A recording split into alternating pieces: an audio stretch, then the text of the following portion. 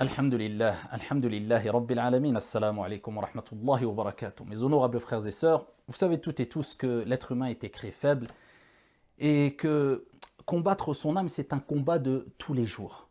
Une fois elle gagne, une fois on gagne. Et souvent elle gagne, notre âme, malheureusement. Souvent on tombe dans le péché, petit ou quelquefois grand péché.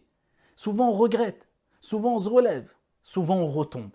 Mais ce qui nous est demandé, c'est de ne jamais abandonner la demande de pardon, de se rapprocher d'Allah subhanahu wa ta'ala, avec sincérité, avec regret, quand on a péché, quand on a fauté. Et il y a mille et une manières de demander pardon à Allah quand on a commis des péchés. Parmi ces manières, il y a le fait d'accomplir 2 unités de prière, de faire ce qu'on appelle la prière du repentir. Mais avant de t'expliquer et de te rappeler qu'est-ce que la prière du repentir, permets-moi de te rappeler que notre Seigneur, sa miséricorde, dépasse sa colère. Et pourquoi pas? Le prophète sallallahu alayhi wa sallam nous a rappelé que Iblis a dit à Allah subhanahu wa ta'ala, écoute bien, Iblis, Shaitan a reconnu et ne cessera de reconnaître la grandeur et la puissance d'Allah. Et il dit, Iblis, wa izzatika, par ta puissance, ô Allah, je ne cesserai d'égarer tes serviteurs tant que leur âme sera dans leur corps. Tant que leur âme sera dans leur corps. Allah subhanahu wa ta'ala a répondu à Iblis, à Shaitan, en lui rappelant c'est qui Allah, en lui rappelant que sa miséricorde devance sa colère, et en lui rappelant c'est Allah qui fait ce qu'il veut quand il veut. Et personne n'est au-dessus d'Allah, man ala fallahu a'la. Et il dit wa izzati wa jalali, par ma puissance et par ma grandeur, je ne cesserai de leur pardonner tant qu'ils me demanderont pardon. Allahu akbar. Astaghfirullah wa atubu ilayk. Je demande pardon à Allah et je reviens vers lui. De quelle manière demander pardon à Allah, ne serait-ce qu'en disant astaghfirullah, sincèrement avec le cœur. Et bien sûr, on doit s'éloigner au mieux selon nos capacités, bien sûr des grands péchés, mais aussi des petits péchés. Et dans tous les cas, que tu fasses un grand ou un petit péché, repens-toi auprès d'Allah.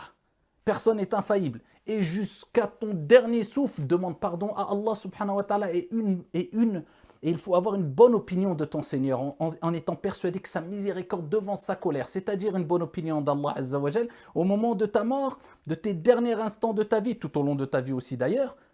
Tu crains les conséquences néfastes de tes péchés, mais tu sais que la miséricorde d'Allah Azza wa Jal dépasse sa colère.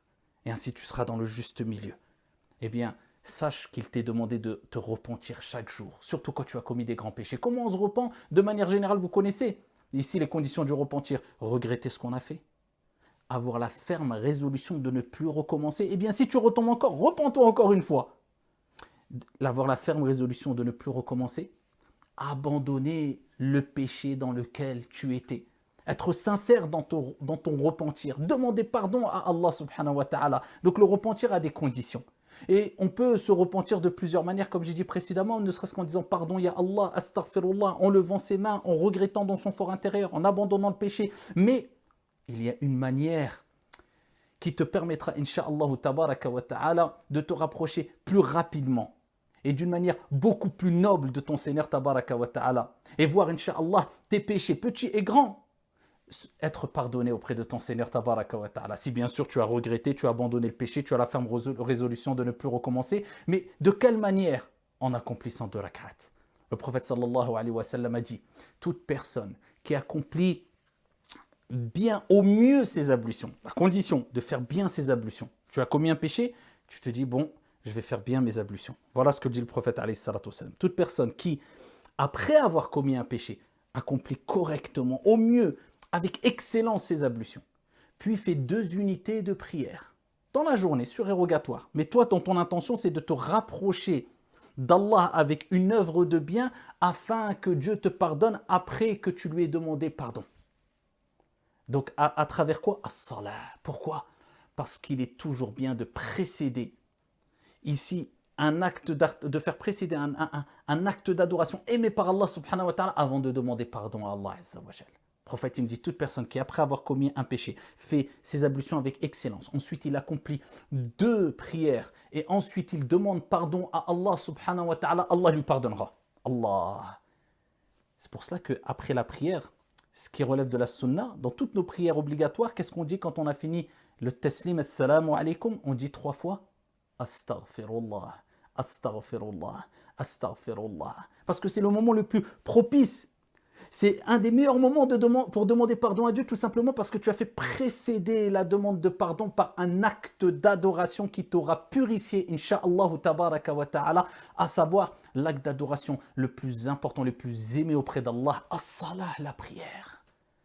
Et ensuite, le prophète a récité le verset coranique وَالَّذِينَ إِذَا فَعَلُوا فَاحِشَةً أَوْ ظَلَمُوا أَنفُسَهُمْ ذَكَرُوا اللَّهَ فَاسْتَغْفَرُوا لِذُنُوبِهِمْ وَمَنْ يَغْفِرُ الذُّنُوبَ إِلَّا اللَّهُ وَلَمْ يُصِرُّوا عَلَى مَا فَعَلُوا وَهُمْ يَعْلَمُونَ.